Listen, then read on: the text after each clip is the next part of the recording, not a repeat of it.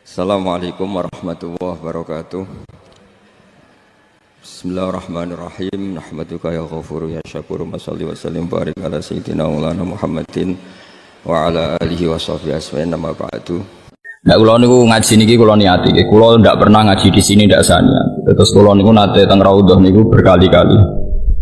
Dan saya punya as-sholawat al-mukhtarah, sholawat pilihan.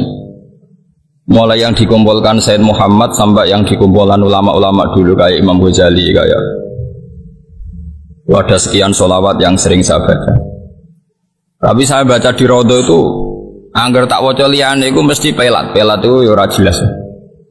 Sing tak ulang-ulang nggih kula baca niku. Allahumma sholli ala sayyidina Muhammad alladzi tarrasta bi jamalihil aqwan. Jadi tarrasta itu ya Allah berikan sholawat engkau kepada Nabi Muhammad sing tarrasta bi jamalihil aqwan. Yang karena beliau alam ini menjadi tersaji indah. Tiros itu maknane naman sing apik. Wong Jawa riyen ndarani tiros itu naman sing apik. Jadi misalnya kain disongket.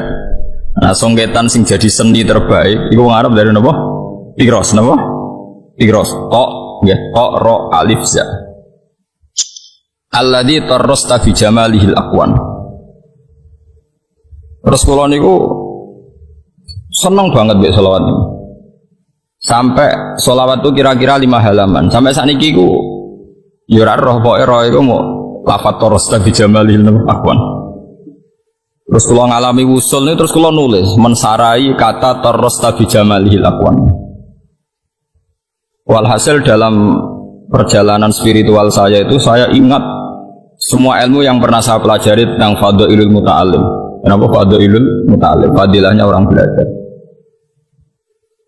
Yang paling saya ingat saat itu saat di raudhah itu hadis niku. Ad-dunya mal'unatun. Ya pangane. Ad-dunya mal'unatun mal'unun fiha illa aliman au muta'alliman wa ma walahu. Semua dunia saisinya itu mal'unah, dilaknati. Wis laknat kabeh Allah duka murka. Ning gone isine dunya kabeh ad-dunya mal'unah, mal'unun ma fiha, semua yang di dunia itu dilaknati. Kecuali 2 kata Allah, illa aliman, kecuali wong alim, au muta'aliman ta orang napa? Belajar. Terus wama walahu, yaitu yang menopang alim dan muta'alim. Terus kula niku keluar dari raudhah terus nulis yang dekat mimbari Rasulullah. Sampai berhari-hari sampai sekarang. Kula niku ada buku dokumen khusus tentang fadhailul alim wal muta'alim. Dan itu semuanya saya tulis dengan posisi wusul, artinya saya tidak dalam kapasitas saya dengan keterbatasan saya buat memang saya wusul betul memang artinya wusul ngeten ya. Dunia sausé kula pikir. Sekarang maknane baik itu apa? Coba sama tanya. Maknane baik itu tidak jelek apa baik itu baik? Maknane apik itu pokoke ora elek. Elek maknane ora apik. Tapi ketika ada Rasulullah maknanya apa itu ya karena mendapat iska atau izin dari Allah. Ya maknanya izin dari Allah. Jelek itu ya orang untuk izin. Karena lafadz ape, ini kulo tulis tenan sampai kulo ketemu pangeran. Kulo yakin jeung bentuk ridane pangeran gara-gara kulo menerangkan yang seperti ini. Misalnya begini.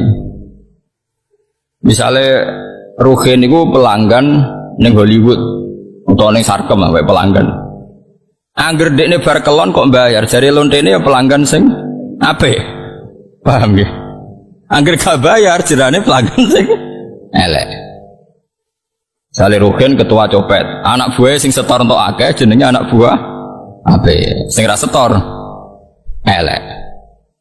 Artinya kata apik dan elek itu akan begitu ila yaumil qiyamah. Andaikan ndak ada ilmu syariat, andaikan ndak ada ilmu. Tapi kalau ada ilmu kan ora. Pokoknya zina itu elek, copet itu elek. Ora ono pikiran sing tok iku apik sing bayar. Makanya cara kula niki rungokno tenan ya. Itu bahaya sekali. Artinya kalau tidak ada orang alim atau muta'alim itu bahaya sekali. Bahayanya adalah nanti manusia ini akan mengukur standar dunia semuanya pakai persepsi napa manusia. Misalnya ngaten. Saya misalnya dolan teng Singapura atau teng Hollywood. Dengan kapasitas waras saya, misalnya saya masih waras lah, masih wong alim eling pangeran. Boro Singapura bersih kaya apa pengelem, kaya wong-wong LSM kan berlebihan. Kota itu tidak kayak Singapura, bersih, tertib, ekonominya bagus, gini-gini. Nggak ada korupsi kayak Indonesia gini. Malah kadang kebablasan LSM. Kalau Indonesia banyak kiainya. Ngono-ngono barang, ono tambahane barang, waduh. Cara pikiran kula niku roh wong Singapura resik-resik kotane bersih misalnya Hollywood. Roh wong ra sujud wis jijik. Cek siale hadhihi Madinah mal'unah. Iki kota dilaknati wong kok ora ono sing apa? Sujud. Wong kok buka aurat. Jadi beda, langsung beda semua. Bahkan Anda gak kepikiran apa urip teng putih Singapura misalnya atau urip ning Amerika karena posisi seperti itu.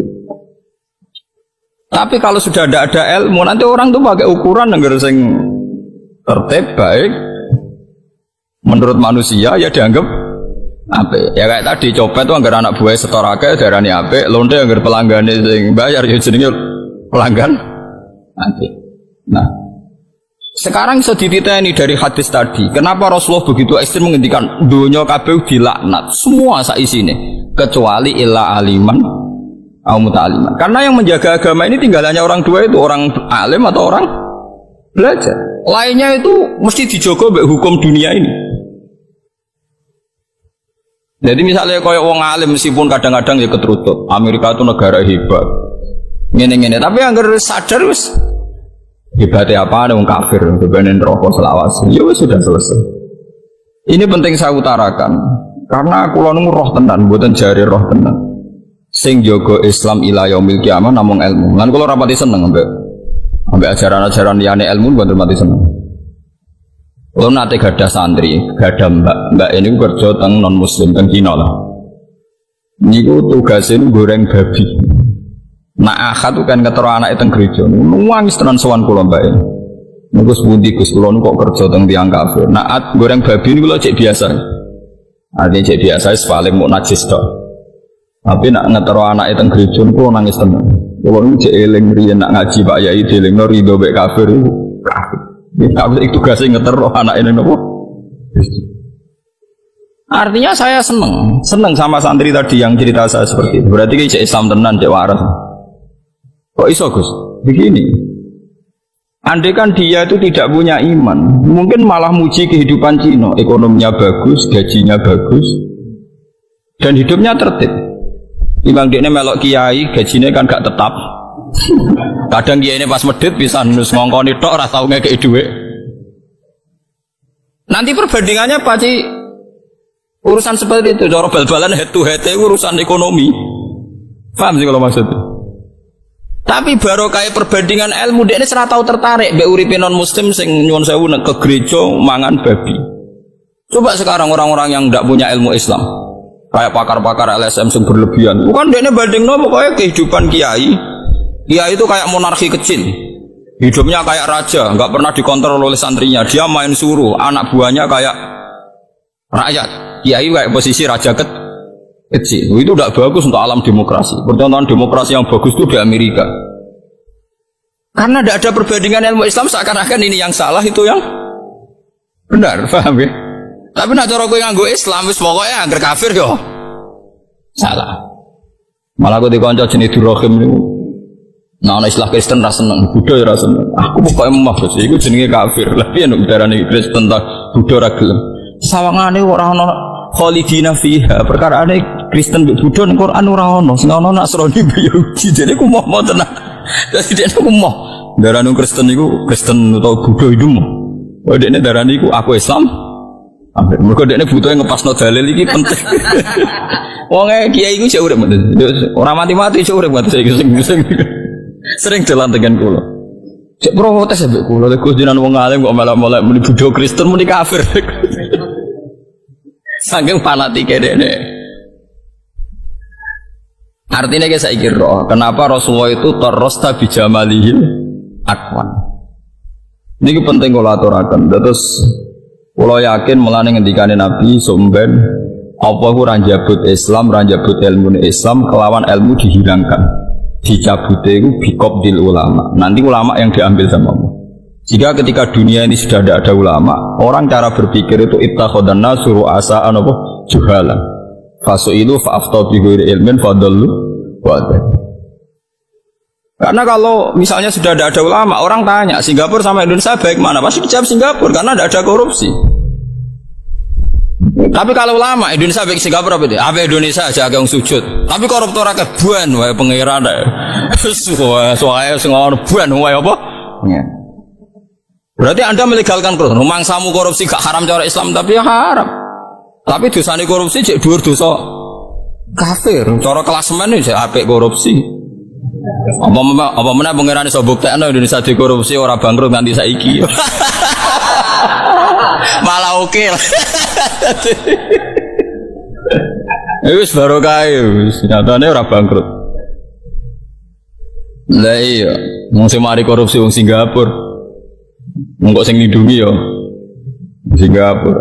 Dekne mau korupsi tapi gelem melindungi sing wis kasil. Lah Singapura mau melok korupsi, tapi sing kasil untuk akeh ning kono di rumah.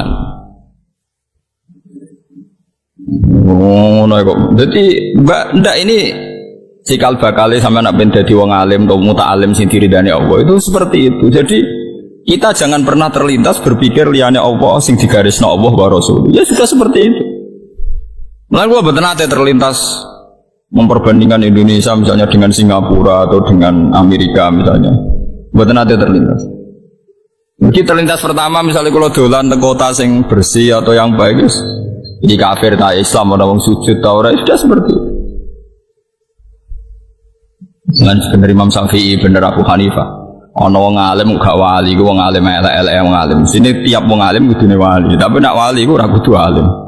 Jadi Imam Syafi'i wali ku tukang kayu sabar ngono dadi wali. Tapi nak wong alim kudu alim. Mergo begitu. Tingkat cara pandang wong alim itu persis cara pandang al-malaila Allah, hukum langit. Jadi misalnya kados kula dolan teng Magelang napa teng pundi mawon.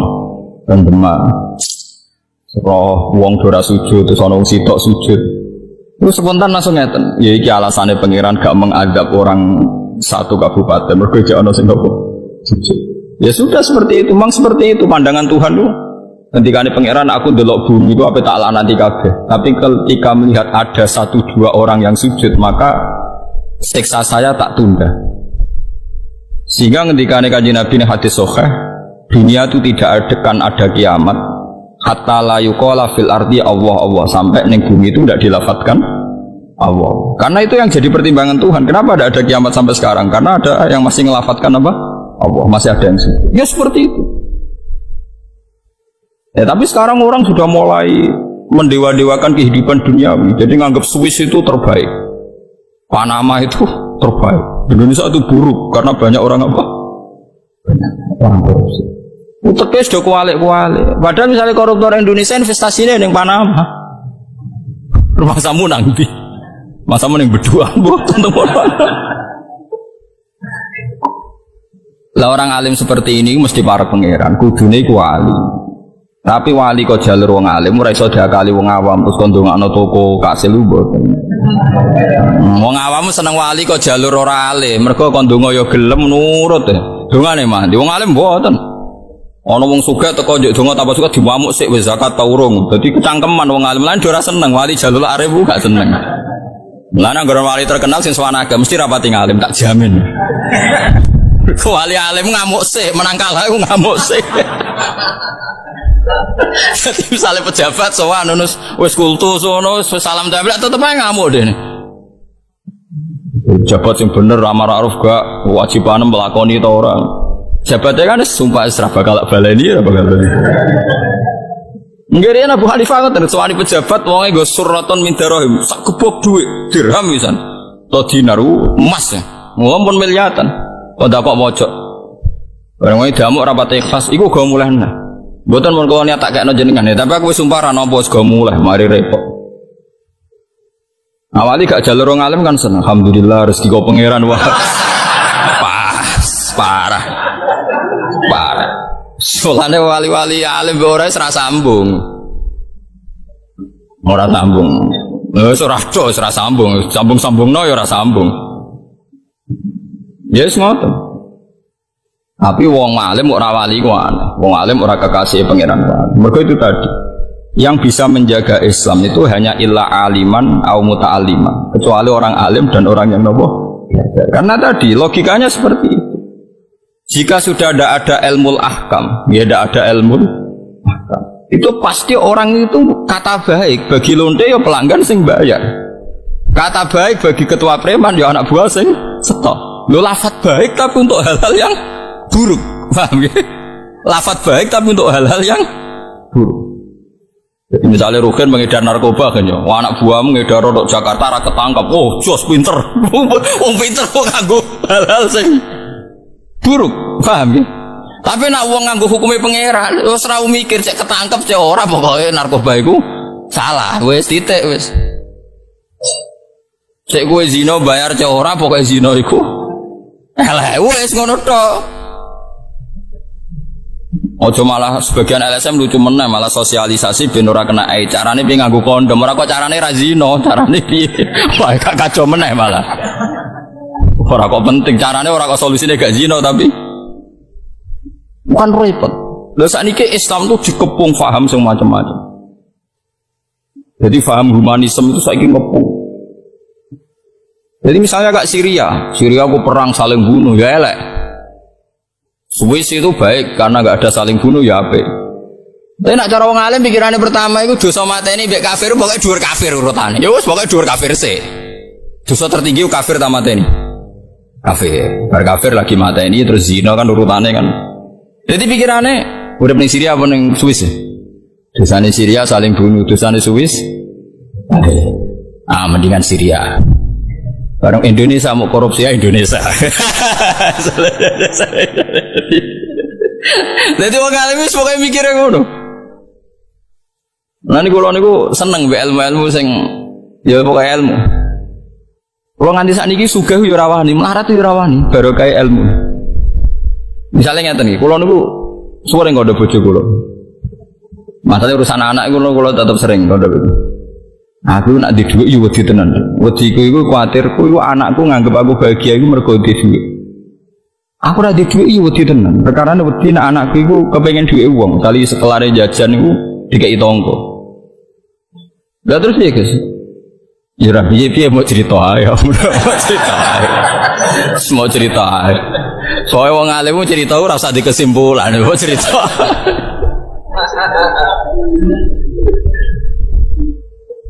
Karena sama-sama jadi bumerang. Jadi begini, tak. Iku ora rasane dadi wong alim, ben rasane bingung. Aja men bingung utang iku ora. Iku bingung ra sehat, paham. Bingung kok perkara utang iku bingung mboten apa sehat. Sekali-kali bingung mikir napa ilmu, bingung mikir apa? Andaikan saya kiai itu kaya, di mobil, di duit, duit tabungan normal. Terus bojo ayu barang kan misalnya di bojo ayu normal. Normal kabeh lah. Dan saya kelihatan bahagia ya sholat jamaah ya mulang. Pasti orang itu bilang kiai ku ayem mergo semua fasilitas duniawi ada. Sehingga kalau faham ini kuat di masyarakat, nanti kiai-kiai sing wis ra duwe dhuwit, jamaah ya ora ono, musala diduduk dhewe dikomati dhewe. Itu orang akan bilang kiai seperti ini itu tidak bahagia. Lah fatale kiai sing jenis ngono iku yo nyatane sumpek tenan. Lha iku klirune ning kono. Paham nggih? Sajane gak usah ngono, kiai sing wis qomat dhewe adzan dhewe. Paham nggih? Ya dhuwit ra duwe mulai damuk bojo. Kudune bahagia. Alhamdulillah Gusti tesih saged sujud. Kendel piyasan, piyambakan. Gus Pak niku kiai ra kendel, padhep jenengane bareng wong akeh, kendel kula. Pokoke pede wae. Terus mulai bojo ngamuk. Gus Pak ku bahagia kula. Piyambake bojone ra tau ngamuk, bojo kula sering ngamuk. Berarti ganjarane kathah kula. Wis ngono terus.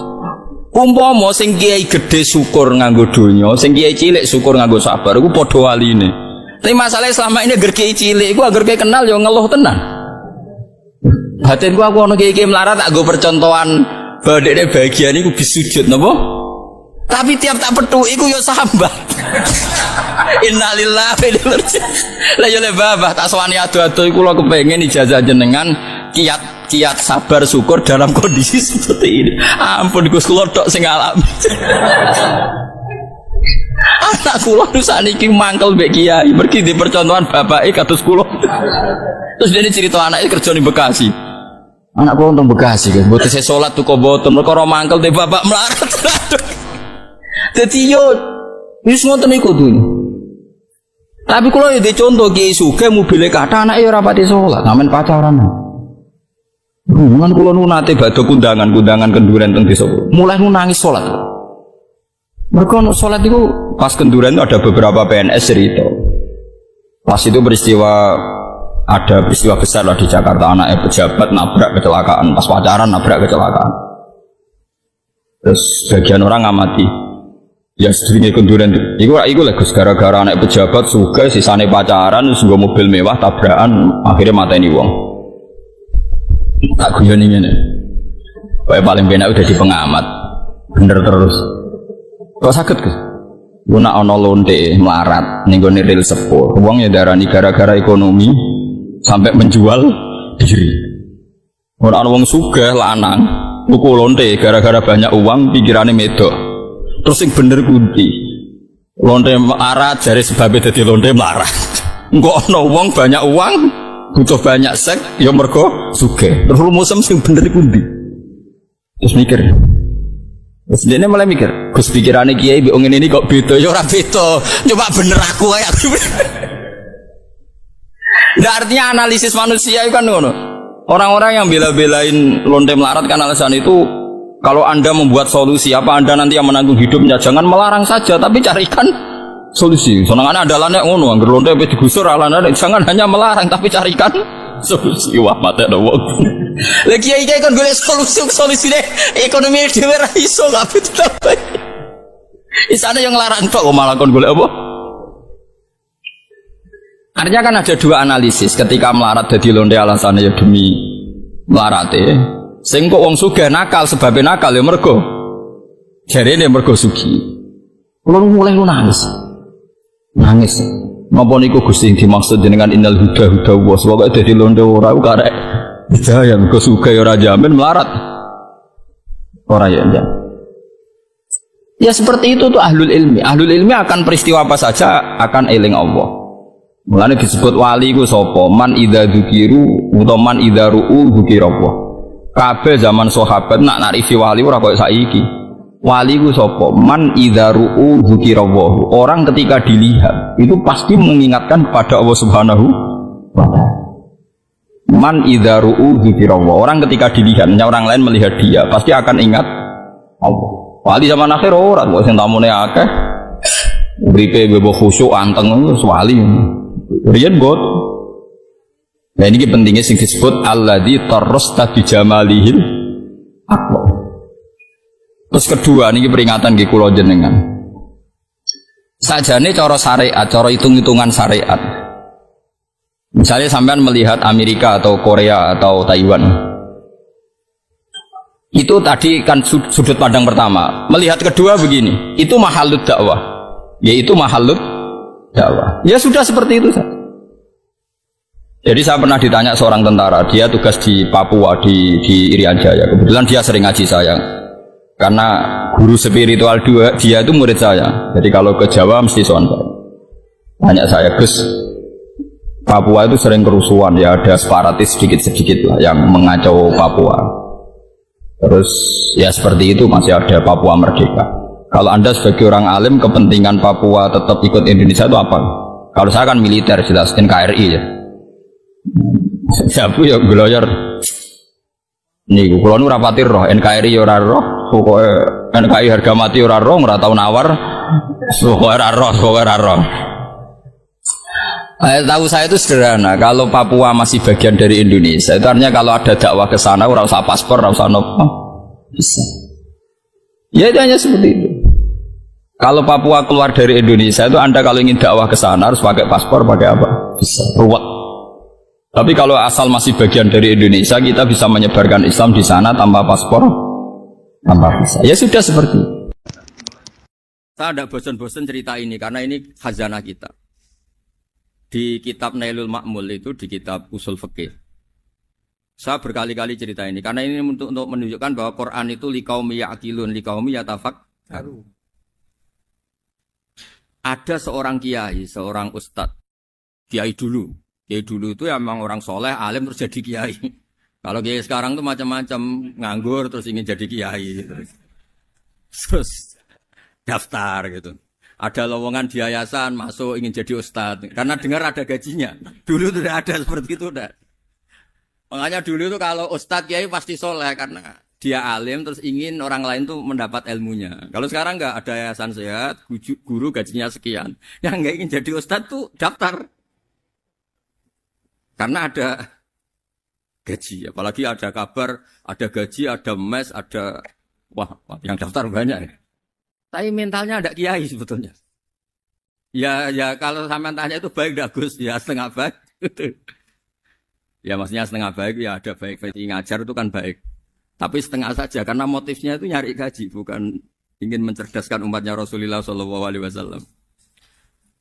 Itu Imam Amudi itu guru matematika. Saya enggak bosan-bosan cerita ini. Guru matematika. Muridnya sampai takut ini masuk surga ndak. Kiai kok enggak ngajarin istighosa atau tahlil malah ngajarin apa? Matematika. Beliau meninggal terus muridnya tanya, "Ma fa'alallahu bik?" Kira-kira gitu. Apa yang dilakukan Allah? Allah nyambut Anda gimana? Terus kata Imam Amudi, "Bagus saya disuruh ngajar malaikat." Karena malaikat kan enggak pernah kayak anak beki gini ngaji gini. Malaikat itu enggak pernah ngaji, dia iman saja karena tahu surga, tahu neraka terus iman gitu aja. Jadi imannya malaikat tuh enggak keren kita. Imannya loh ya. Loh itu yang ngendikan Nabi loh, tidak saya. Nabi pernah tanya sama sahabat, iman yang paling keren siapa? Jawabannya sahabat malaikat. Ya enggak, karuan malaikat iman. Dia yang tahu surga neraka, tahu segalanya, masa ada imannya pasti iman lah katanya. Terus ya para sahabat engkau iman ya wajar kan menangi saya, nemuin saya. Yang hebat itu orang-orang yang tidak melihat saya, tidak saya didik tapi tetap iman. Karena dididik akal, ya tadi dididik Quran, apa dididik Quran. Sama masih hafal, teks bahasa Arabnya masang. Terus Imam Amudi kata Allah, suruh dia ngajarin para malaikat, cara menemukan saya. Malaikat dikumpulin, terus Imam Amudi disuruh ngajar. Sama singkat kata-katanya Allah di mimpi itu. Istadilla ala wahdaniyati. Bihadrati malaikati, tolong ajarkan cara menemukan saya padahal Anda ini manusia yang tidak melihat saya. Anda di Jakarta kan melihatnya gedung-gedung. Paling jadi khayal, terus nikmat lah, Anda ikut punya tapi ikut nikmati.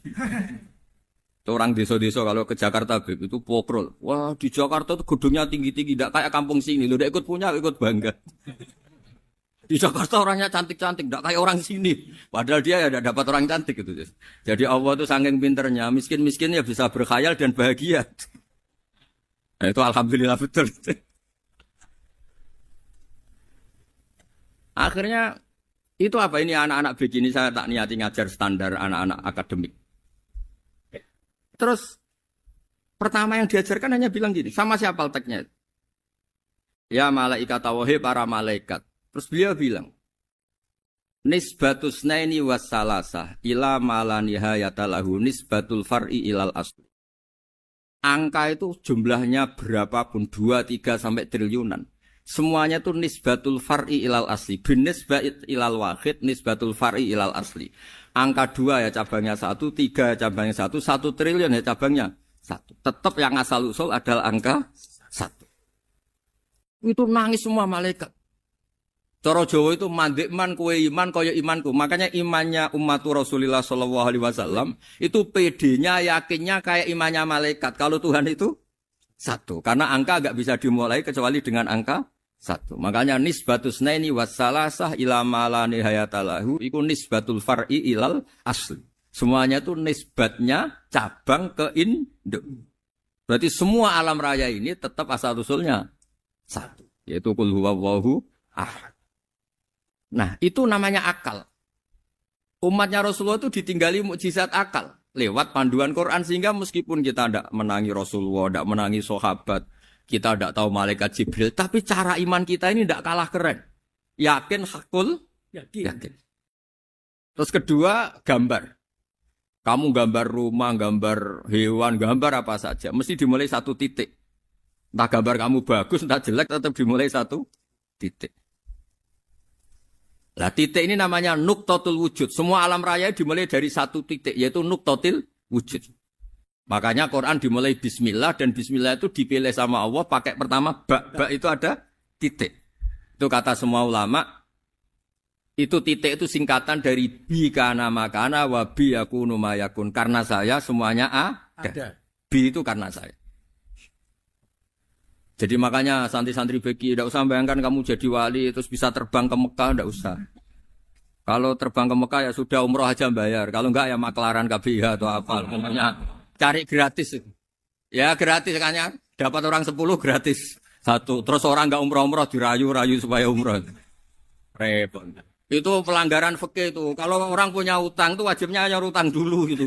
Wah repot. Saya itu juga sering bingung di kampung-kampung. Gus sama umroh. Kenapa? Dapat gratisan. Minta uang saja buat nyaur utang. Enggak boleh. Wah, secara fikih yang wajib itu nyaur utang bukan umroh. Enggak boleh Gus diminta uang, enggak boleh, harus umroh. Udah gitu saya ini bingung Gus mau umroh. Enggak nikmati. Kenapa? Disuruh ngajar Gus. Repot semua kalau ibadah mergawe ya gini bingung semua. Ya saya mohon anak-anak BK semuanya yang seneng Quran itu harus seneng sampai kayak saya sehingga tahu. Mencari Tuhan dengan cara tauhid yang berbasis akal. Itu sedzahir imannya malaikat. Jika di kelasmen iman itu manusia ulul ilmi, kita-kita yang nekuni ilmu itu nomor 1 prakteknya. Karena nomor 1 itu Allah karuan kan, syahidah Allah kan gak tertandingi, syahidah Allah annahu la ilaha illallah, terus wal malaikatu. Malaikat kan karuan karena langsung menyaksikan surga dan ketiga apa? Wa ulul ilmi. Berarti prakteknya kan nomor 1. Kalau kompetitornya semuanya manusia, ulul ilmi nomor berapa? 1 kan? Nah nomor 3 kan dari Allah, malaikat, ulul ilm. Berarti kalau kompetisinya antar manusia nomor berapa? 1 kan? Nah kenapa ulul ilmi di nomor 3 kan tapi dari Allah, malaikat, ulul. Kerennya kayak apa? Karena cara iman ulul ilmi itu enggak ada ragunya sama sekali. Kamu ragu enggak kalau 2 itu cabang dari 1, asalnya 1? Enggak pernah ragu kan? Semua gambar seruat apapun dimulai dari 1 titik. Ragu enggak? Enggak kan? Nah, imannya umatnya Nabi karena dipandu oleh Quran itu seyakin itu, sehakul yakin itu. Nah, itu terus Jubair bin Mut'im jadi iman. Am khuliqu min ghairi syai'in am humul khaliq. Terus kata Allah lagi, kalau kamu tidak percaya saya yang bikin langit bumi ya gampang dong, kamu saja yang ngomong kalau kamu yang bikin. Paling orang sepakat kamu stres. Terus hanya ayat gitu, am khalaqus samawati wal ardh. Kalau kamu tidak yakin Allah yang bikin, ya silakan Anda klaim saja kalau kamu yang bikin langit bumi. Bala yukinun. Kamu juga gak mau kan dibilang stres. Ya, ini ngaji ilmu dulu, nanti bagian terakhir ijazah. Bismillahirrahmanirrahim. Ini riwayatul Bukhari. Haddatsana Abdullah bin Yusuf, haddatsana Les, haddatsana Sa'id al-Maqburi an-Nabi Hurairah radhiyallahu anhu qala an-Nabiy sallallahu alaihi wasallam. Ma minal anbiya'i nabiyyun illa qad u'tiya minal ayat ma mithluhu amana alaihi al-bashar. Wa inna ma kana alladhi utituhu wahyan awhahu wa ilayya fa arju an akuna aktsarahum tabi'an yaumal qiyamah. Dados kita tahu semua nabi itu punya mukjizat. Ya, semua nabi itu punya apa? Mukjizat. Mukjizat itu hal yang luar biasa yang memastikan manusia itu tidak bisa menyainginya atau menandinginya. Dan rata-rata mukjizat Nabi dulu itu fisik. Misalnya ontanya Nabi Soleh itu kan onta tapi keluar dari batu. Itu kan aneh. Aneh sekali. Atau tongkat Nabi Musa bisa simsalabim mengeringkan laut apa? Merah. Semua Nabi itu punya mukjizat dan semuanya berbentuk fisik. Kecuali mukjizatul Rasulullah Shallallahu Alaihi Wasallam. Itu berupa Al-Quran. Al-Quran itu konsep ilmiah. Terus kata Rasulullah SAW, tapi saya karena Quran itu justru berharap pengikutku besar dan sampai hari kiamat. Sekarang kita logika ya. Andaikan kamu punya tongkatnya Nabi Musa, kalau kamu suka uang, kepikirannya dijual apa dipakai? Kalau kamu suka uang, dipakai. Kalau kamu ahli suudon itu pikirannya ndak, ini asli ndak.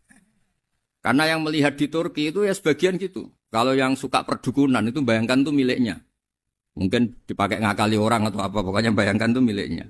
Kalau yang kolektor pikirannya itu nanti ini laku berapa. Tapi kalau peneliti mungkin pikirannya itu Ini asli apa enggak?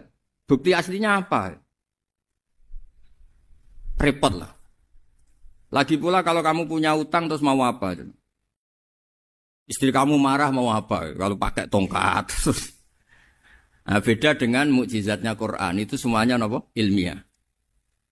Orang yang sedang harmonis dengan istri bisa pakai ayat. Di antara ayat-ayat Allah itu apa? Wa ja'ala bainakum mawaddatan warahmah. Nanti kalau ditakdir cerai, saya tidak menyarankan cerai. Kalau ditakdir cerai, itu masih dimotivasi sama Allah. Wa iya tafarraqa yughnillahu kullam min sa'ati. Jika suami istri itu cerai, jangan-jangan suaminya dapat istri lebih baik, istrinya nanti dapat suami lebih baik. Jadi yang masa lalunya dianggap prahara. Kan banyak orang suaminya meninggal ketika nikah lagi ditanya, kangen sama suami pertama, alhamdulillah ini lebih baik. Padahal suaminya yang meninggal itu berharap istrinya ini kangen, ternyata dia sudah syukur dapat suami yang lebih baik. Jadi Quran itu menunggui kita ila yaumil qiyamah. Kita tidak bunuh diri, itu ya barokahnya Quran. Karena problem apapun kita dinasihati sabar, dinasihati sabar. Kan nggak mungkin kamu pegang tongkatnya Nabi Musa, punya masalah apa saja ngelihat tongkat, bisa apa tongkat. Tapi kalau Quran kan nasihat, solusi. Makanya Nabi berharap dengan Quran ini, saya berharap pengaruh saya, pengikut saya terbanyak ila yaumil qiyamah. Terus beliau dikomentari begini sama, ini Fathul Bari, sarahnya Bukhari. Al-muradu anna mu'jizatil anbiya inqaradat binkiradi a'sorihim. Falam yushahidha illa man hadaraha. Problem mukjizat nabi-nabi dulu itu kan fisik. Sehingga yang tahu kalau Nabi Soleh punya unta yang ajaib, itu yang tahu ya hanya yang hadir saat itu. Yang tahu kalau tongkat Nabi Musa bertuah, itu juga yang tahu hanya yang hadir saat itu. Selebihnya tahu tongkat ya di museum. Tapi kalau Quran menjadi solusi, menjadi panduan, menjadi pegangan, itu ila yaumil qiyamah. Kita beri contoh ya, Quran panduan yang paling gampang misalnya begitu. Dulu ini cerita ya. Dulu itu ada orang kafir cerdas namanya Jubair bin Mut'im. Itu saking pinternya dia, pinter juga tokoh. Itu sebagai delegasi pembebasan Asra Badrin. Jadi tawanan-tawanan perang Badar itu mulai dulu ya ada negosiasi mau dibebaskan. Terus orang-orang kafir ini menugaskan namanya Jubair bin siapa? Mut'im. Ini ada di Bukhari. Karena ini ngaji di Jakarta. Kalau orang nggak tahu hadis juga tanya ini sahih enggak. Wong nggak tahu kok tanya itu aneh. Padahal kalau dibodoni itu ya nggak tahu. Tapi ya tetap tanya hadisnya ini sahih enggak. Ini kata kiai apa kata nabi ini ya ribet. Memangnya kata nabi kamu dengar kan ya lewat kiai. Memang. Setelah itu Jubair itu datang ke Medina. Dengerin, datang ke mana? Medina. Kemudian dengar Nabi baca Wattur pas sholat maghrib. Jubair karena Nabi dulu gak ada hotel, gak ada pondok ya. Pondoknya Nabi hanya sufah itu. Nabi baca maghrib, bukan diskusi, bukan debat. Baca Wattur wa kitabim mastur firrokim mansur wal baitil ma'mur wasaqufil marfu wal bakhril masjur terus. Kemudian sampai pada titik ayat am khuliqu min ghairi syai'in. Masa manusia atau alam raya yang maujudat, yang nyata, yang wujud nyata. Kemudian asal-usulnya itu ketiadaan. Ini kan hadhil alam maujud. Alam ini kan nyata. Masa sesuatu yang nyata, penciptanya itu tidak nyata. Jadi nggak mungkin ada faham nihilisme. Kalau faham nihilisme berarti melahirkan teori begini. Al-adamu yakhluqu maujudan. Sesuatu yang tidak ada, menciptakan yang... Itu kan akal nggak bisa nerima. Kalau sesuatu ini ada, penciptanya pasti ada. Terus akhirnya Jubair bin Mut'im itu simpuh di depan Rasulullah terus bilang, "Ya Muhammad kada qalbi ayatir." Hampir saja hati saya terbang. Kalau riwayatnya Imam Ahmad, faka'an nama sudi qalbi, hati saya ini hancur. Semua teori yang saya bawa untuk ngelawan kamu sekarang luluh semua, hancur semua. Yang benar adalah teori Anda bahwa Tuhan itu satu dan Tuhan itu ada sebelum semua makhluk. Coba kalau Nabi Muhammad ada Jubair bin Mut'im terus menyembunyikan tongkat dekat mihrab. Terus dilihat ini apa. Paling pikirannya ini dari kayu apa. Terus yang bentuk tongkat itu tukang pemahatnya siapa? Kok kurang keren kalau di Blitur gimana ya? Kan malah panjang. Kira-kira kalau mukjizat itu dari tongkat itu malah panjang. Panjang lah pokoknya panjang. Lagi pula kamu coba kan nggak ngarah mandi, itu yang mandi kan nabinya bukan tongkatnya. Coba tongkatnya Nabi Musa coba anak-anak beki itu. Dipakai mukul kucing aja tidak mesti mati itu. Jadi nggak jelas mukjizat-mukjizat seperti itu nggak. Tapi kalau Quran menunggui sampai saking hebatnya Quran, teori rasionalitas, kampanye di mana-mana. Tingkat validitas, tingkat kebenaran Quran itu bahkan bisa diuji tanpa membuktikan. Tanpa apa? Cukup pakai akal. Ya terus saya teruskan. Fala yamurru terus al-murad anna mu'jizatil anbiya in qaradat binqidari a'sam wa mu'jizatul Qur'an mustamirratun ila yaumil qiyamah. Wa kharquhu lil adat fi uslubihi wa balaghatihi wa ikhbarihi bil mawhibat. Terus kata ini yang ngarang Fathul Bari sarahnya Imam Bukhari. Fala yamurru asrun minal a'sar illa wa yadharu fihi shay'un mimma akhbaru bi annahu sayakun yadullu ala sihhati da'wahu. Wa hadza aqwal muhtamilat. Wa takmiluhu fil ladzi ba'da. Wa qilani ya. Anal al-makna anal mu'jizat al-madiyah kanat khissiyatan tusyahadu bil absar kana qoti soleh wa asa Musa. Mukjizatnya nabi-nabi dulu itu hanya penyembuh, hanya pelengkap, hanya nuruti keinginan mata. Seperti dahsyatnya apa? Laut Merah diseblak apa dipukul sama tongkatnya Nabi siapa? Itu semuanya itu hanya memanjakan mata. Urusan mata. Terus wow itu. Tapi kalau mukjizatnya Nabi Muhammad itu berdasar akal. Maksudnya berdasar akal nih dengerin ya. Dengerin betul. Ketika Laut Merah terus tersibak kan wow itu keren kan? Terus kita bilang menyimpulkan, wah kita tidak akan mampu. Itu bodoh sekali kesimpulan kita tidak akan mampu. Meskipun bikin nyamuk Anda juga tidak mampu. Loh untuk memutuskan tidak mampu saja kok sampai pertunjukan seperti itu tuh laopo, cek goblok gitu. Nah kalau kita karena umat yang pinter untuk memaksa kita nggak mampu, Allah bilang Inna wa la yastahi ayadriba matalam ma ba'udhu. Kita melihat nyamuk langsung berkesimpulan tidak mampu. Saya berkali-kali cerita nyamuk itu sudah kecil, masih punya urat, uratnya kayak apa? Masih punya kuman, kumannya seberapa? Ya enggak. Nyamuk itu kecil, punya organ tubuhnya punya urat. Itu kalau kamu pinter, antara tongkatnya Nabi Musa menyibak Laut Merah sama nyamuk itu sama-sama berkesimpulan melahirkan satu paham bahwa kita tidak mampu. Loh, untuk memaksa tidak mampu saja kok nunjuk pertunjukan ada onta keluar dari batu. Nakotu soleh, ada tongkat yang bisa mengeringkan Laut Merah. Cek goblok ya. Lah kita alhamdulillah ada jenis goblok yang seperti ini. Untuk ikrar bahwa Allah itu hebat ala kulli syai'in cukup lihat nyamuk. Kagum kan? Sudah tidak usah bikin hidup. Saya berkali-kali mencontohkan. Para pemahat tak suruh bikin patung gajah itu mampu. Tak suruh bikin patung nyamuk kalau bisa. Nyari materi dari apa? Gampang mana bikin patung gajah sama patung nyamuk? Gajah, makanya Allah bikinnya contoh itu untuk ijaz itu pakai nyamuk bukan pakai. Itu kalau ustadz-ustadz yang agak jorok malah contohnya nyamuk Gus. Itu kecil. Itu kayak apa? Di dalamnya dia hamil.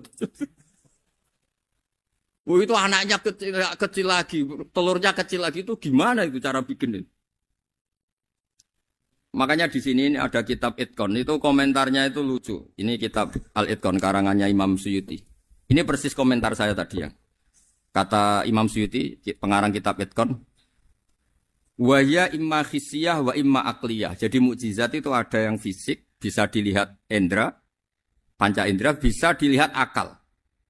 Wa aktsaru mu'jizati Bani Israil kanat khissiyah li baladatihim. Bilada itu goblok, wa qillati basairihim. Dasar wong goblok. Mukjizat kok ngenteni sing wow. Maksudnya dasar untuk ngakui Allah hebat saja kok nunggu hal-hal yang seperti itu. Paham? Mergo likil latin apa aklihim. Wa aksaru mu'jizati hadil ummah aqliyatun li farati dzakaihim wa kamali afwahihim. Dan mukjizatnya umat ini semuanya berdasar akal karena sudah cerdas. Jadi andaikan kita melihat tongkatnya Nabi Musa menyibak Laut Merah dengan melihat nyamuk, kesimpulan kita sama. Sama-sama wow, sama-sama keren, sama-sama memastikan kita tidak mampu. Makanya terus Quran menerangkan kita wa ma min dabatin fil ardi wala ta'iri yatiru bi janahihi illa umamun amsalukum. Jadi keseharian kita lihat burung kok terbang. Itu sudah ayatun min ayatillah. Paham nggih? Dados niki kudu bangga ditunggoni napa Quran, nggih ditunggoni napa Quran.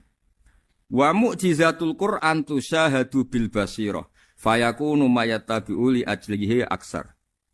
Terus li annal ladzi yusyahadu bi ainir ra'si yang qaridu bingkiradi musyahidi. Sesuatu yang tampilan dahsyatnya itu disaksikan mata, maka itu bisa habis. Era tongkat Nabi Musa seperti itu habis enggak? Bisa mengeringkan Laut Merah habis kan? Tapi era mukjizatnya Quran ila yaumil qiyamah. Ya contoh sosial, saya kembali lagi ke sosial. Kamu punya teman awet atau punya istri awet, itu konsepnya ya wal kadhiminal ghaidh, agak gampang tersinggung. Coba kalau kamu setiap tersinggung putus, setiap tersinggung habis, kamu tidak punya teman, tidak punya istri. Sampai kita awet seperti ini, kalau kecewa ya wal kadhiminal ghaidh, ngempet. Termasuk saya ini, biasanya ngaji khusus terus baca gini ya kecewa. Tapi barokahnya diwarai Quran wal kadhiminal ghaidh, ngempet Gus, ngempet. Terus kecewa sama teman, kenapa tidak putus? Karena wal afina aninna, sudah kalau kecewa maafkan. Coba kalau kita kecewa presiden demo, kecewa menteri demo, kecewa orang tua minggat. Ya kalau dicari, kalau tidak kan malu.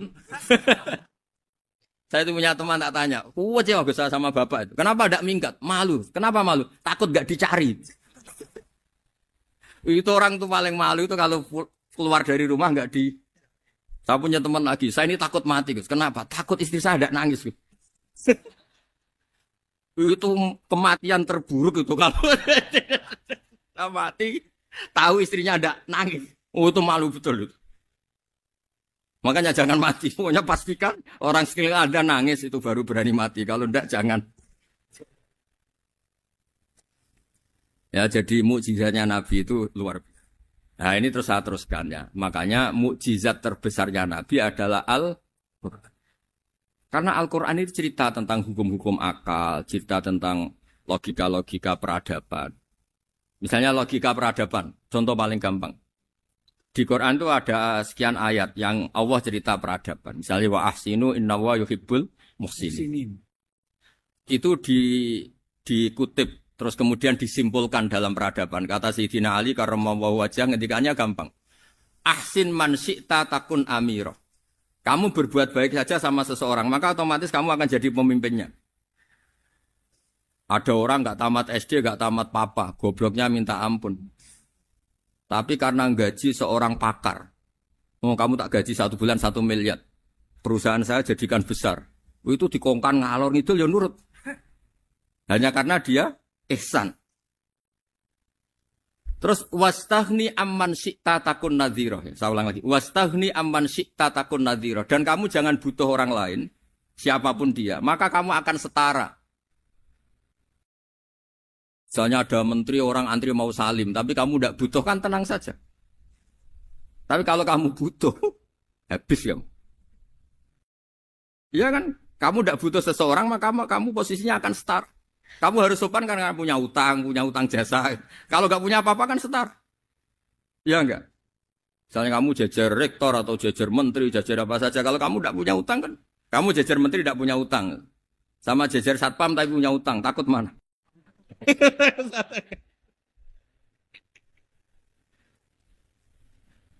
Kalau butuh itu mesti kalah kan?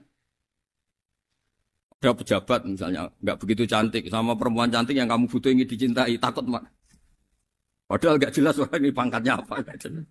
Jadi dalam hukum sosial itu kata Sayyidina Ali wastaghni amman syi'ta takun nadhira. Kamu jangan butuh seseorang maka kamu akan setara.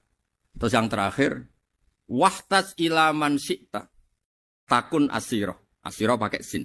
Dan silahkan butuh seseorang maka kamu akan jadi budak dia. Ya coba misalnya Anda seorang profesor, seorang alim, seorang kiai top. Misalnya mencintai janda di ujung kampung sana, jalan kaki 2 kilo.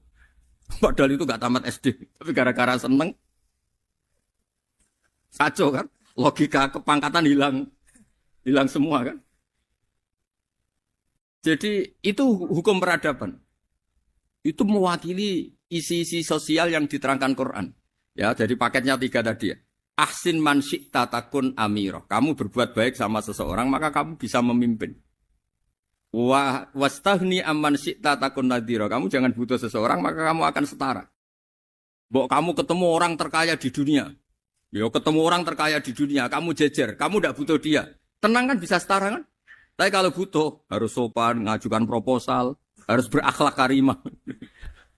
Makanya sekarang, Anda kok berakhlak kenapa? Ternyata mau nyalek. Biasanya Anda berakhlak kok berakhlak. Ada apa ini? Makanya guyonan di Rembang itu, Beb Husein itu. Kalau ada orang mendadak sopan sama temannya, temannya curiga. Kok tumben sopan? Mau utang ya? Zaman akhir itu kacau.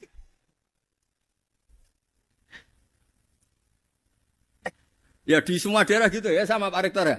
Kalau ada teman biasanya nggak sopan kok sopan, itu temannya curiga. Ini Pak Rektor UI ini kok tumben sopan, ada apa ya? Karena di mana-mana orang butuh itu pasti beretika. Kamu punya teman paling berdua. Kalau mau utang berakhlak gak? Atau misalnya kamu punya adik cantik terus punya teman berdua. Kalau cinta adik kamu berakhlak gak? Biasanya gak sama sekali gak berakhlak. Gara-gara butuh menjadi berakhlak. Ya jadi hukum sosial itu ya kuncinya 3 tadi. Ahsin man syi'ta takun amira. Wastahni amman syi'ta takun nadhira. Terus wahtas ila man syi'ta takun asira. Kalau kamu butuh seseorang pasti kamu dibikin hina. Asir itu tawanan. Nah, Quran itu bicara sosial itu lengkap. Dan itu yang nunggui kita. Kita punya tetangga yang kurang baik, ya seneng. Punya tetangga baik, ya seneng. Kata Imam Syafi'i, saya berkali-kali cerita. Kok seneng semua Imam Syafi'i? Ya bagus lah. Kalau yang seneng saya enak lah. Dijak jagongan, dijak ngopi enak. Yang gak seneng saya, gak ngarah utang. Uang itu nak, kamu punya tetangga gak seneng kamu. Aman kan? Aman. Gak akan pinjem uang kan, pinjem mobil. Wong gak seneng kok. Makanya Imam Syafi'i itu kalau ngedikan luar Syafi'i, diceritain orang, ya Aba Abdillah bagiannya, ya Aba Abdillah orang itu gak seneng kau. Bagus lah. Loh kenapa bagus? Waman asa'a ilaika faqad atlaqaka. Orang yang enggak seneng kamu maka membebaskan kamu. Enggak akan pinjam uang, pinjam mobil, enggak akan ganggu waktu kamu kan enggak seneng. Justru yang seneng-senengi masalah pinjam terus. Imam Syafi'i itu orang yang anggap dunia itu selesai. Ada yang cerita, ya Aba Abdillah, orang yang tadi cium tangan engkau, yang hormat engkau di luar maki-maki engkau, ngerasain engkau, ngata-ngatain engkau. Ya bagus lah. Kok bagus gimana? Berarti saya wibawa, depan saya tidak berani. Ya, berarti saya wibawa, di depan saya tidak berani. Berarti itu makomnya sudah kulillah, sumadarhum fi khawdihim, yal'abun. Sudah dunia itu selesai, sudah agak penting semua. Nah, itu kalau kamu anak-anak beki ahli Quran, sudah ayatnya kulillah, sumadarhum fi khawdihim, yal'abun. Sudah lihat Allah saja agak penting, makhluk-makhluk itu. Dah makhluk semua agak penting, sepenting Allah. Nah, kita ini ditunggoni mukjizat seperti itu. Bayangkan misalnya kita ditunggoni tongkatnya Nabi Musa. Saya ngajar di sini terus ini tongkat. Terus nanti yang tanya, Gus itu kayu apa, Gus? Nanti yang kolektor tanya itu harganya berapa, Gus? Ruwet apa? Terus yang ahli suudon itu asli enggak, Gus? Wah. Yang ahli suudon kan mesti tanyanya gitu, itu asli enggak, Gus? Repot-repot pokoknya. Tapi kalau Quran kan jelas. Jadi Allah ngendikan marojal bahro ini napa yal taqiyan. 2 mata air itu dipertemukan. Itu banyak muara sungai itu bermuara teng napa laut. Kados kali Kapuas, kali pundi-pundi ini sawangane bermuara teng laut. Yal taqiyan ki sawangane ketemu. Tapi itu semua hanya fi ra'il apa? Ini dalam pandangan Allah. Kulo nate banyak ngaji tenggene kitab-kitab karangan Imam Razi. Imam Razi itu ulama tafsir besar ingkang menjelaskan posisi Quran sebagai wahyu yang berkarakter bahasa. Jadi Quran ini wahyu, dia mesti bener. Tapi piye wae Quran itu bahasa. Niki rungaken ya. Jadi Quran piye wae napa? Bahasa. Jadi mungkin sampean gak kaget. Mungkin sampean gak kaget wong imane sampean ikan mokong, ora wati paham lah iman apa? Mokong. Tapi kok anak putune sampean kok iso janggal mbek Quran. Nak generasine kula jenengan ra iso jawab, kok anak putune jenengan wis ra iman mbek Quran. Iman raturan, jadi gak diilmiah. Contohnya ngeten nggih.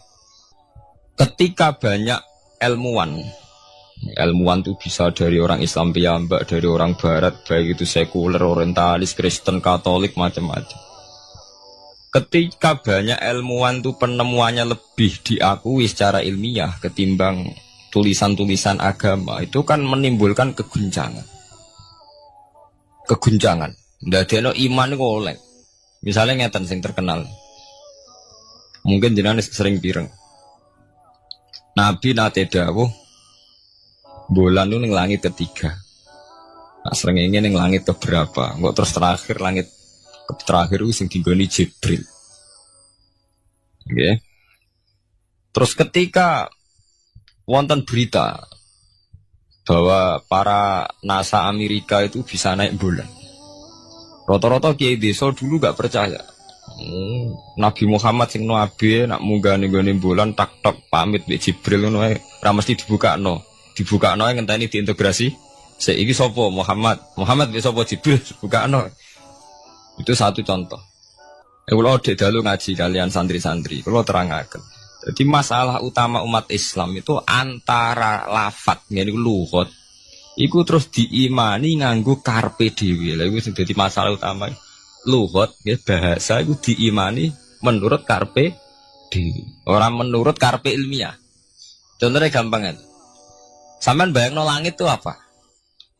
Langit itu satu wilayah, satu area sing digoni malaikat, satu area yang tidak tersentuh. Kemana bayangno langit itu satu area yang tidak tersentuh.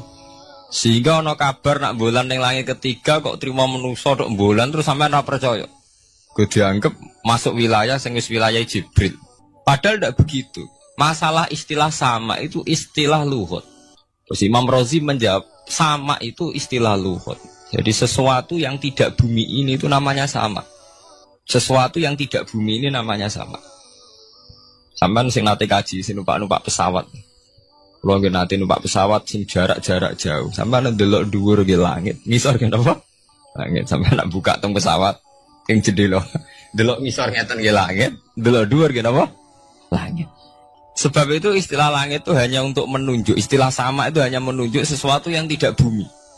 Terus Imam Razi mencontohkan Allah dawuh alam taro kaifa daraballahu masalan kalimatan kasajaratin apa thayyibatin asluha sabitun fil ardi wa far'uha apa fis sama nggih asluha sabitun apa fil ardi wa far'uha apa fis sama.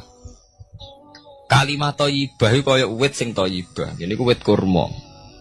Asluha sabitun fil ardi. Akare wit kurma menghunjam ning bumi. Wa far'uha fis sama. Cabang-cabange utawa dahane fis sama. Ya artinya kan sederhana to nggih. Wit kurma iku dahane fis sama. Sama artinya mosok kaya bayangane sampean sesuatu yang bener-bener gak tersentuh. Wong dahane wit kurma fis sama. Jadi kasajarotin apa? Thayyibatin asluha sabitun fil ardi wa far'uha apa?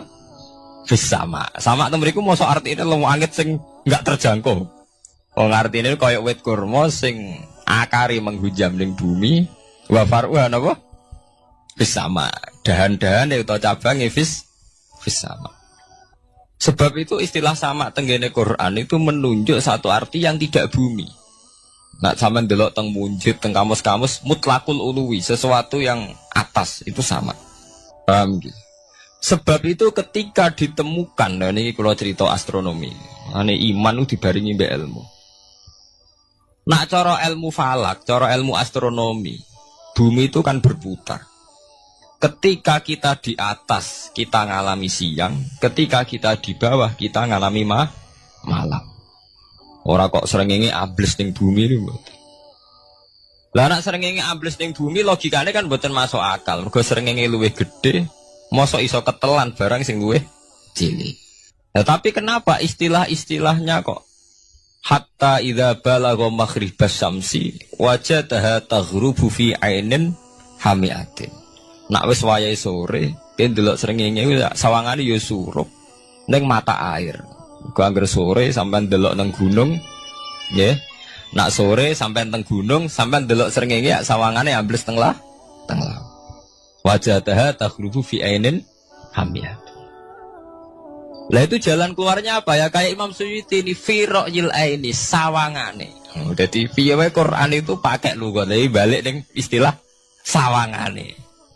Jadi Quran itu tidak mesti memutuskan sesuatu itu sak mestine. Sawangane fi ra'yil ain. Ya padha.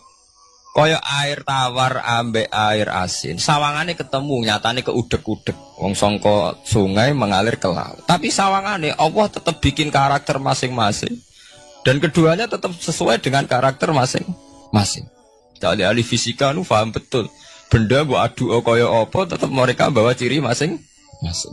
Kok kabeh nggawa gene masing-masing. Berarti ketemu sawangane tok hakikate ndak pernah mau napa? Ketemu. Ya jenenge fira'il.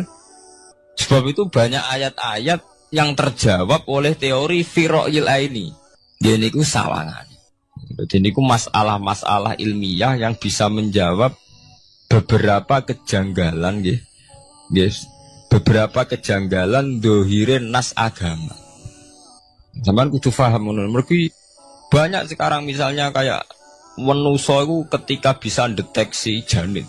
Ahli dokter kandungan lewat macam-macam peralatan itu nggih.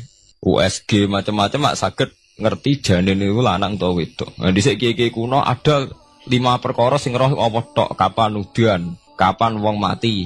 Terus sing ning jero kandungane wong wedok iku lanang apa wedok sing roh Allah tok. Kiye-kiye kuno ngoten. Tapi sakniki wong paling percaya urusan mati tok. Urusan udan secara falak, secara astronomi saged dideteksi to. Wong falak iku iso ngerti iki musim rendeng, musim ketiga. Pergerakan angin sampai ndelok ning perkaryaan cuaca ki rata-rata bener. Nggih mboten, musim angin, musim hujan, musim kering. Secara ilmiah ngene ku wae, wong ngene ku wae. Setelah kita nentukan ora ana lanang wedok ning gone kandungan wedok manusa roh sing roh apa tok. Sing mari keliru sampean nentokno lanang wedok. Wong apa mau dawuh wa ya'lamu ma fil arham. Hanya Allah yang tahu apa yang di rahim. Ma itu cara nahwu itu mubham. Ma itu tidak harus menunjuk laki atau perempuannya. Ma itu lafadz sing mubham. Apa saja, kan bisa terkait nasib, ya. Bisa terkait kesehatan, bisa terkait gennya normal ndak. Tapi tahu-tahu kita lewat perasaan kita piyambak nentokno wa ya'lamu fil arham lanang wedok. Itu yang bolak-balik mulai agama rusak itu tadi. Sesuatu buat makna ini menurut karepem dewi. Iwak tunggale Allah dawuh wa ma min dabatin fil ardi illa ala wahi napa rizqu kabeh sing gremeng ing bumi Allah nanggung rezekine. Cara Allah mulai ambekan ya rezeki sampean ngirup oksigen ya iwak akal-akalane sampean bang rezeki dhuwit. Sehingga ketika kira di dhuwit terus janggal jare wa ma min dabatin fil ardi illa ala rizqu aku ora di dhuwit ora di beras. Nah, itu jenenge maknani Quran menurut karpe dewi. Nah, semaring rusak tatanan bolak-balik terus nuruti karpe dewi. Niki jurungaken sanget nggih. Jadi ada masalah-masalah agama. Sing tahu-tahu kita punya pengertian menurut karpe dewi. Ngene ku wau, misale wonten dawuh wa ma min dabatin fil ardi illa ala wahiris kuha asal jenenge dabah. Pokoke makhluk urip mesti dijatah rezeki masing-masing. Rezeki ku cara Allah nggih mulai ambekan udara, kesehatan, sampean gak diantem tsunami, gak diantem gempa niku rezeki. Tapi manusa di bayangan dhewe rezeki ya dhuwit. Duwe beras kathah. Nak panen kathah. Tapi manusa iku pengetahuane manusa mulane jare pangeran wa kanal insanu zaluman jahula. Manusa ujung-ujunge iku ya zalim ya bento. Jadi jahulan ora jahil itu maknanya bento. Nak jahulan banget bentone. Lah kok mboten bento sepundi? Ketika sampean nganggep rizki ku artine duwe akeh, pangeran ngelingno, duwe akeh kowe setruk yo ora iso nikmati. Ya sumpah. Nggih mboten. Ketika kowe bayangno rizki ku beras akeh apa-apa akeh. Terus kowe kecelakaan utawa duwe penyakit-penyakit apa ya sumpah. Sebab itu Allah ngendikan masalah rizki itu masalah potensi kecelakaan. Makanya Allah ngendikan teng surat Isra iku manusa oleh ngelingno nganggo teori potensi. Afa amintum ayakhsifa mikum janibal barri. Allah ngelingno kowe kok ning bumi ngrasa aman, iso wae ujug-ujug ana tsunami. Iso wae ujug-ujug ana gempa. Misalnya kayak saiki selamat, iso wae kapan-kapan ra selamat. Sampai tenggene surat Isra itu diulang-ulang. Afa amintum ayakhsifa bikum janibal barri aw yursila alaikum qasfam min khasifam di bulan bal ini. Kowe kok ngerasa aman ning bumi, iso wae setiap saat kowe kena angin liung, kayak angin belitung. Kowe ujug-ujug kena macam-macam, kena tsunami, kena gempa. Lah teori ini yang sing dadekno manusa iku syukur. Sakjane kita umpama anut Quran iku urip ku yo gampang syukur tapi yo ora gampang kebablas. Manusa ora ngoten to nggih, numpak pesawat sawangane rawan kecelakaan. Nah dong-dong ning omah sawangane akeh selamat. Lah wong Aceh pas ning omah kabeh kena tsunami sedina 100.000 ludes. Nggih betul. Tapi manusa kedikte jahule bentone wae. Sawangane kecelakaan ana numpak pesawat. Ana numpak adam air sawangane kecelakaan. Nak ora wis sawangane selamat. Lah wong Aceh ning omah kabeh kena tsunami entek. Tiang Jogja ning omah kabeh kena gempa 5.000 bablas. Iku jenenge jahula. Menurut saya akeh bentone. Begitu juga menyangkut hal-hal yang lain. Mulai Allah ngelingno. Ya tuh galerian sederenge era tsunami Aceh, sampean bayangno wong kerem ning laut, nggih mboten. Saiki entek teori kerem ning laut. Wong Aceh ning darat kabeh. Mati nek kerem manusa bento. Yang saking bentone nyongkone jenenge kerem ngenteni ning laut. Pangeran ngelingno jare sapa? Tsunami ya, kerem tapi ning darat nggih mboten. Pangeran ngelingno bolak-balik. Kula nate ngaji teng Jogja ngoten. Manusa bento, saking bentone iku nak ngomong ya karepe dhewe. Mulane ketika Allah nurono inna woha la yastahi ayyadriba masalam ma ba'udutan. Allah itu gak izin nak sekedar nyontokno barang-barang cilik kaya nyamuk. Tapi manusa saking bintune ngoten, ambek macan wedi. Usane diterkam macan mesti mati nih. Ambek buadak wedi. Usane diterkam badak ku akeh mati. Padahal sedikan rata-rata wong mati mbek kuman, barang sing cilik. Nggih mboten. Kabeh ahli medis, ahli ngerti nak wong jarang. Wong sing mati diterkam macan menawa lain Nabi Adam sampai kiamat kena diitung nggih mboten. Tapi nak mati mbek kuman. Rak barang cilik. Nggih mboten. Tapi manusa wedine ra mbek barang-barang gedhe. Ana macan do mlayu. Jare sapa saiki wong mati kok pitik flu burung ngono. Lha iku betapa bodhone manusa gara-gara macan bodho iso nyakar kowe wedi. Tapi nyatane macan mboten mateni. Sing mateni malah penyakit saka pitik trimo flu burung. Lha iku betapa daluman jauh lah. Dadi manusa ngomong-ngomong kira-keliru. Mok sawangane tok. Blunder-blunder. Mulane pangeran nak nyipati manusa wis dolim bento. Maka al insanu zaluman apa? Jauh lah wis dolim napa? Bento. Menjenak dituruti ngoten keliru. Jadi ngomong-ngomong dibuleh keliru. Paham ya? Iku saniki sampean ketambahan ilmu anyar sesuatu itu ana sing kaitane napa fira'il aini muk sawangan. Sebagian ilmune manusa mau nuruti napa sawangane ora nganti tok ilmu hakikat. Sebab itu cara ilmu-ilmu tasawuf terus ilmu dibagi telu wonten syariat, wonten tarekat napa wonten hakikat. Mergo nek umpama nuruti syariat tok wong muk sawangane tok. Ya sawangane wis salat wis sujud. Jebule atine ra melok sujud. Atine berontak ene pangeran. Artine sujud kan wong tunduk kabeh ning khairihi wa syarrihi minallah. Jebule sawangane sujud tapi grundal-grundal mek pangeran jenenge sawangane. Mulane terus wonten ilmu hakikat ora oleh mau nglakoni syariat tok kudu ana hakikate. Muga ora ana hakikat ya ngoten niku wau. Mau barang mau amen sawangane tok. Sawangane sedekah jebule bar gaya mbek unda-tunda. Dadi sampean nak nganggo ilmu hakikat kan ngerti, manusa mau koyo dakon. Jadi sampean sedekah carane ikhlas ku gampang. Nemen gampang. Cara sampean nganggo ilmu hakikat ikhlas itu sesuatu yang sangat mudah. Malah kowe ora ikhlas itu sing janggal. Lho nggih kula sering ditangkliti, Gus ikhlas kok angel. Lho cara aku malah gampang ikhlas timbang ra ikhlas gampang ikhlas. Kowe anggere ikhlas angel berarti ilmu untuk syariat tok. Nah ilmu mesti hakikat, mesti ikhlas. Bukan mungkin ra ikhlas, mesti ikhlas. Misalnya ngeten. Kula niku gadah dhuwit 10.000. Nggih, cek dhuwit, cek ilmu, cek derajat. Gadah dhuwit 10.000. Sampean kalau menurut pandangan syariat karena dhuwit itu hasil dagangane jenengan ya wae jenengan. Oleh tiang disekakno jenengan wae jenengan. Gara-gara sampean ngrasa waem lho, nak dikekno wong ya abot. Nak sampean sedekah ya ngrasa iso ngundat ngundat. Lah awale sampean melihat itu secara ilmu hakikat, dhuwit iki wae Allah. Wae Allah ya wae Allah ora wekku, titipan.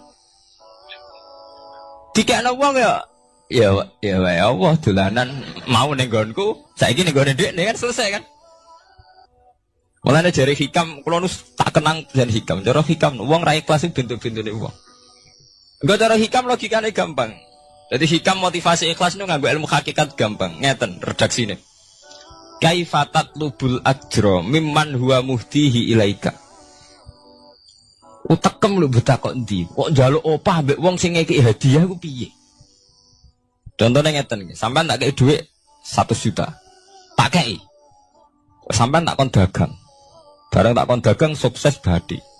Bareng badi yo opahne ning aku. Kan lucu to nggih, wong sing ngekeki hadiah kok malah dijaluki opah. Jare hikam wong Islam iku iman, iso salat sebab taufike Allah.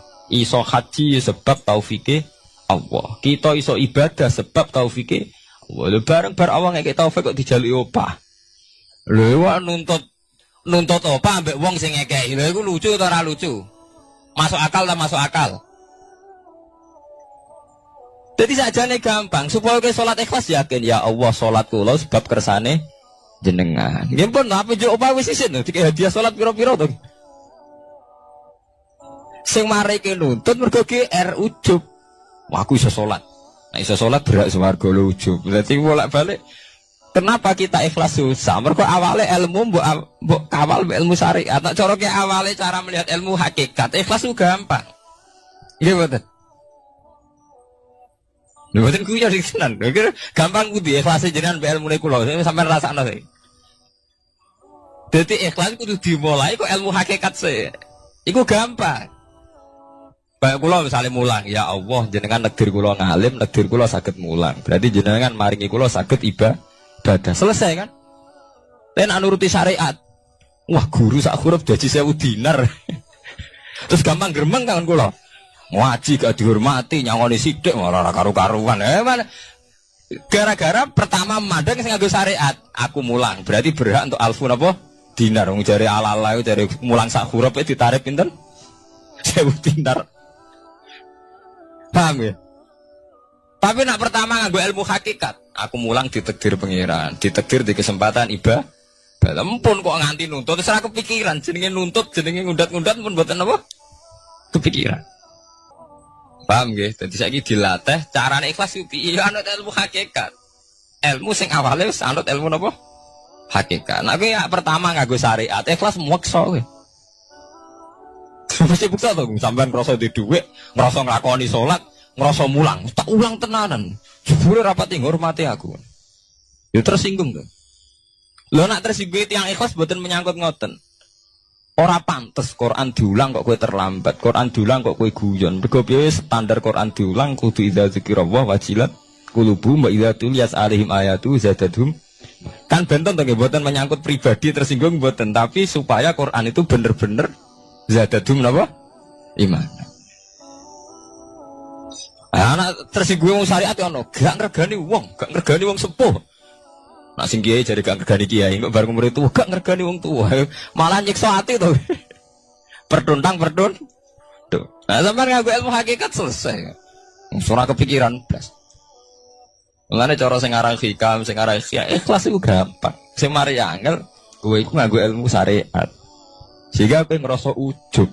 Iku mau, dhuwit iki wekku. Ngalim ilmuku. Ngono masjid iki tanpa aku ora dadi masjid. Sehingga gak dadi imam gremeng tenan.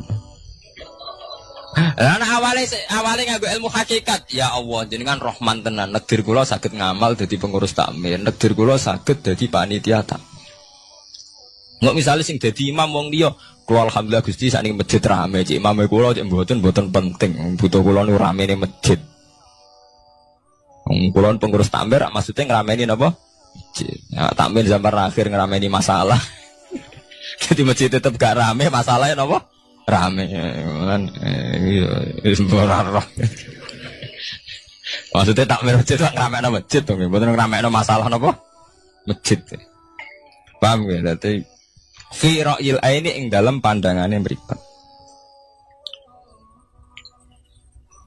Bainahuma barzakun. Bainahuma iku tetep ing dalam antarane bahro ini. Bainahuma iku tetep ing dalam antarane bahro ini barzakhun utawi pembatas. Hajizun. Mau mun kula terangaken. Jadi hakikate antarane air tawar mbek air laut itu ada hajiz, ada faktor karakter masing-masing enggak saling terganggu. Fabi ayyi ala rabbikuma mongko kelawan dine pira-pira rahmate pangeran loro ira tu kadibani gorono sira loro. Yakhruju min humal lu'lu wal marjan. Yukhraju bil bina lil maf'ul. Jadi sebagian qira'an itu diwaos yukhraju min huma. Bil bina lil maf'ul wal fa'il lan fa'il berarti diwaca yakhruju min humal lu'lu wal marjan. Kadang diwaca yukhraju. Ai min masmu'ihima tegese saking kumpulane bahro ini.